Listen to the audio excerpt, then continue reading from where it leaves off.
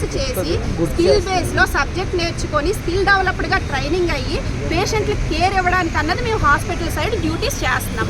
వాళ్ళని తీసుకొచ్చి మాకు మా పోస్టుల్లో కూర్చోబెట్టి వాళ్ళకి స్టాఫ్ నర్సెస్ ఇస్తామన్నది గవర్నమెంట్ ఎంత అన్యాయంగా ఆలోచిస్తుంది అన్నది ఇప్పుడు మీకు అందరికీ కూడా అర్థం అవ్వాలండి. ఎందుకనంటే రీసెంట్గా ఒక మూడు సంవత్సరాల క్రితం సచివాలయంలోని ఏఎన్ఎంఎల్ పోస్ట్ అన్న రెగ్యులర్ నోటిఫికేషన్ ద్వారా తీశారు.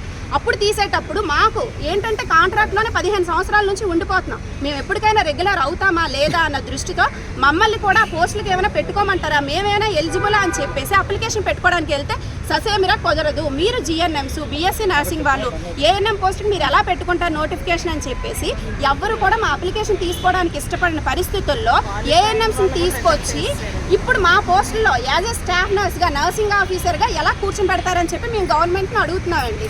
మీరు అనుకుంటున్నారేమో కాంట్రాక్ట్ స్టాఫ్ నర్సెస్ ఉన్నారు, లేకపోతే నర్సింగ్ రిలీవ్ అయిన పిల్లలు ఉన్నారు, చాలా తక్కువ మంది అని ఏమైనా ఎవరికైనా డౌట్లు ఉంటే కనుక ఒకసారి ఎంక్వైరీ చేయాలండి. అసలు కాంట్రాక్ట్లో ఎంతమంది ఉన్నారు, రేపు పొద్దున్న వేలాది మంది స్టూడెంట్స్ అన్నది నర్సింగ్ చదువుకొని బీఎస్సీ చేసుకొని రిలీవ్ అవుతున్నారు. ఈ రోజు ఏఎన్ఎం పోస్టులు ఇస్తే రేపు పొద్దున్న వాళ్ళ భవిష్యత్తు ఏమవుతుంది? అదంతా వదిలేస్తే పేషెంట్ వరకు మేము వచ్చేదే మా ప్రొఫెషన్ దేనికంటే పేషెంట్కి 24 గంటల పేషెంట్ పక్కనే ఉంటూ పేషెంట్కి సంబంధించినటువంటి కేర్ ఇవ్వడానికి మేము వస్తాం. 4 సంవత్సరాలు చదువుకొని దానికి సంబంధించినటువంటి సబ్జెక్ట్ అంతా గెయిన్ చేసి ఎప్పుడు ఏం చేయాలి, పేషెంట్కి ఎలా ఇవ్వాలన్న